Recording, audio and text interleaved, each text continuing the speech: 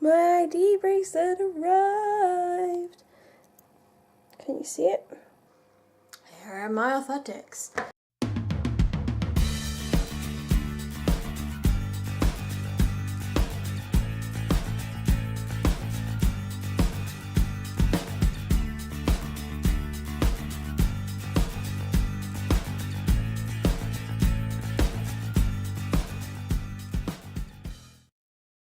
Just bear with me. Oh, hello. On the Um, it's regarding offering you an appointment to join the bipolar, well, to have an assessment for the bipolar group. Yeah. You haven't had one yet, have you? No. Nottingham psychotherapy. Nothing, right. Just bear with me and I'll get some appointment times. Is that the one up at Thornywood? That's right, yes. Yeah. Yes. Thank you. Bye-bye. Bye. Thank you for getting back to me. That's Bye-bye. okay. Bye. So, that was a phone call. I'll make an appointment for Nottingham Bipolar Psychoeducation Group, which I was referred to all the way back in September when I was still in hospital.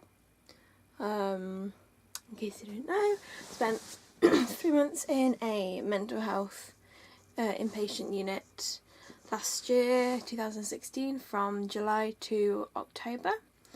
And Nottingham is the only place in the country that runs, at the moment, that runs this psychoeducation group, which is basically exactly what it sounds like, psychoeducation. So you can, when it's education about bipolar, and when it's like living with it, and also it's, I don't know, I have had it explained to me and it sounds like a bipolar 101. So there's one session has like about pharmacist and sort of meds and stuff, and one session might have well, there's like a friends and family one, and I don't know, maybe I'll make like a little series in a video diary of what it's about if I go to it, because obviously it'll be when I'm in Birmingham. So they run it twice a year and it's 6 months, and I think it's every week, once a week. And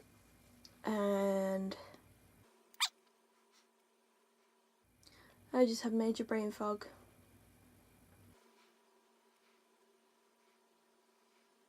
So this happens sometimes, and I forget what I'm saying mid-sentence, and this is not happening again. I'm looking for my pulse socks because I'm wondering spots can cause this brain fog. Yeah, sometimes I get it where I forget what I'm saying like mid-sentence and I just stop. I can't even try to remember what I was saying because it's literally like, I don't know, have you ever had a mind blank? It's like that, except you can't even remember that you've forgotten what you're saying. You know that something was going on, that I can't really explain it. But even though I've got it literally written down right here, I couldn't even read that. I just gone. But I think I was talking about bipolar psychoeducation. So they start it in September and then they start it in March, I think, maybe. I don't know. But provided it's at a suitable time and days, I reckon I'd be able to come back from Birmingham to do it.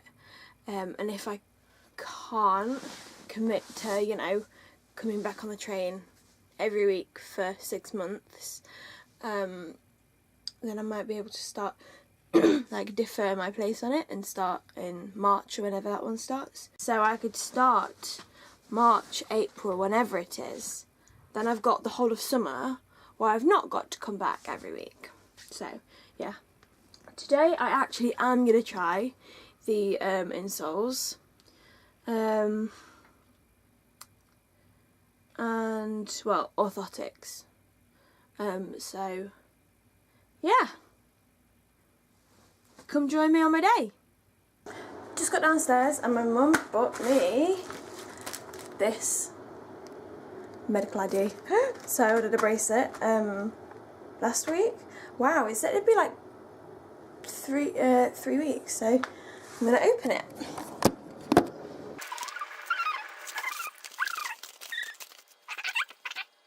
Here's the emergency wallet.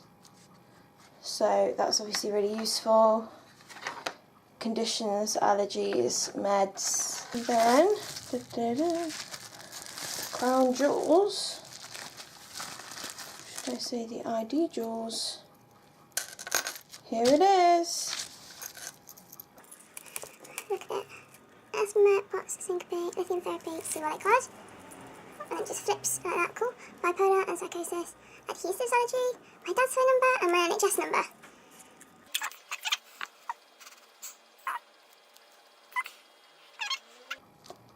Yay! Now I've got it on. Cool.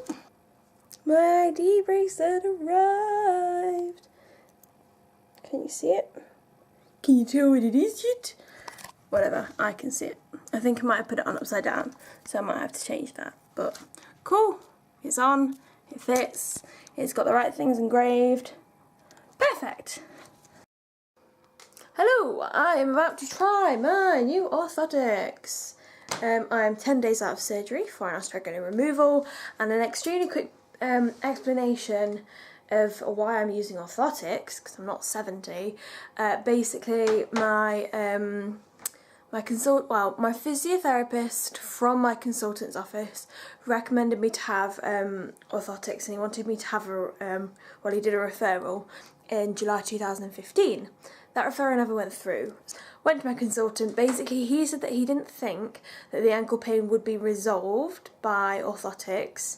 And we sort of weighed the benefits up, blah, blah, blah, had the surgery 10 days ago. Already recovering very, very well, as you can tell. I'm on both legs right now. This is icing. So he said basically if I did want to try the orthotics, just try one from the shops, and he recommended these ones. You can decide which support you want. You can get low, medium or high and switch them out. But yeah, I'm going to try them out. Here are all of the bits and bobs. So it says to just try them for 1 hour the first day, and if you manage that, then 2 hours the next day, etc.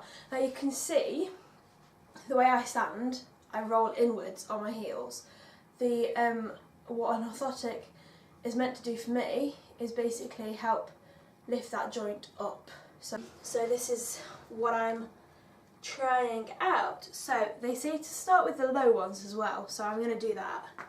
You just slip it into your shoe.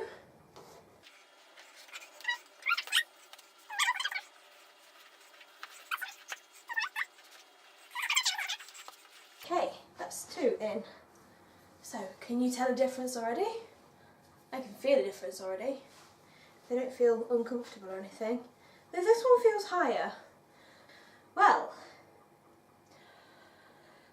I'll wear them for an hour, walk around and do some stuff, and then I'll let you know how it goes. So I had some toast earlier, but it wasn't really substantial, so I'm going to have some veggies now. Green beans, pepper, onion and carrots. And I love this easy, simple meal.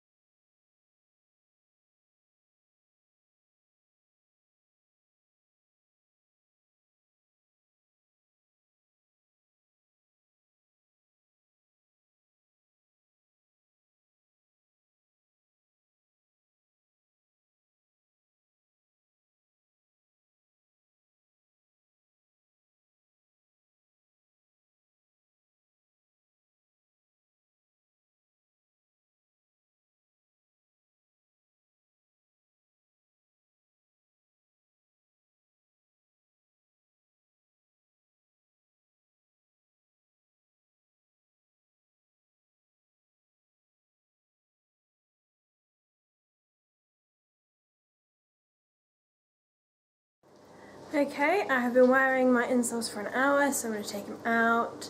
I've not actually been wearing them continuously for an hour because I need to sit down every now and then because I'm trying not to faint. But I've sort of looked at the clock when I've sat down and just measured how long I've been sat down for, and then when I've stood up started like the hour again. So yeah, and obviously as you've seen I've made myself some lunch. This is a plated up version of a Buddha bowl.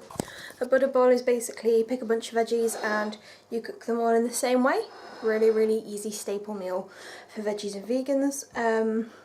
I've not cooked it in so long. I can tell you the last time I had a Buddha bowl was when I was on leave from hospital before I was discharged. So that was last week of September last year was the last time I had a Buddha bowl, and they take so long to prepare.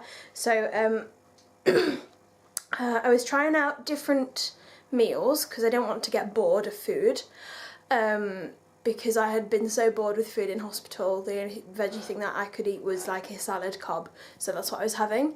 And also I put on a lot of weight when I was in hospital because of meds, basically chemicals and stuff. I was actually eating less in hospital than I had been. Yeah, I'd put on 3 stone in 3 months. But I was experimenting with different lunches and stuff. And then in November I started getting just really sudden appetite loss, and I've sort of been struggling with that ever since. But on the days even when I have wanted to have something like this, or when the only thing I know I'd eat is vegetables, I've just been going with nothing, because it takes so long for me to cook this. I mean, what you just saw, I've not looked at the footage in total, but I think it took me about an hour. So that's too much for me. This is the only thing I'm doing today, and I knew that I needed to stand up with the shoes, so that's why I've done it. I'm just gonna have to get a seat to sit on when I'm in Birmingham. I just can't stand for that long because of my fainting, and also I would say that is a good 3 spoons, having to cook and then eat a full meal. But today, that's what I'm doing. Have some veggies now. I thought I would freak you out, dudes, by there we go, making it so that you could see what you've just watched on the vlog, because I'm editing, and you know what is really weird is that this is so distracting. Okay, so I was watching, whilst I was prepping that food, I was watching some other daily vlogs from another YouTuber that I watch, and I can now hear her talking whilst watching the footage that I'm editing that you have already watched whilst vlogging. Just going, wrapping myself up, so I'm just going to stop that right there. Hello again. It is a while onwards. I don't know how further along it is, but I've edited all of that footage of the vlog, and I'm going to end the vlog and pop you in it. I'm going to stubble down, I'm going to start reading. There are several books that I want to at least get a head start on before I start on the app in September, which is next month. I am so scared. I'm scared. I'm excited. I'm excited to do the course, but I'm so scared about meeting new people and living away and all of the what ifs of just living. I've got so many what ifs of just living. And part of that is because of Josh, and part of that is because, hello, nice looming large diagnosis bipolar. My parents' mentality when Josh was a child was his muscles are going to waste if he sits in a chair, his muscles are going to waste if he plays football. So they didn't restrict him doing anything. He was extremely weak and he couldn't do much, but they didn't stop him doing anything when he was still walking and stuff. So, you know, yeah, I could have a depression or mania here. I could have it in Birmingham. Or I could just live my life and not try and anticipate what my brain's going to do. So I'm going to do that. And in order to do that, I want to get a head start reading, which brings me back to why I'm saying goodnight to you when it was only 7:15. Oh my god, 7:15! And it's the evening, it's still light, it's the evening, oh my. Anyway, today I'm thankful that I managed to cook that food, and I'm thankful that I enjoyed it and I could eat it. I am thankful to my amazing friend Steffi for lending me the books, which I'm just about to go and read. And I'm thankful for blankets, because it's bloody cold. And hopefully tomorrow it'll be warmer, and I'll see you then for more thankful thoughts. Good night.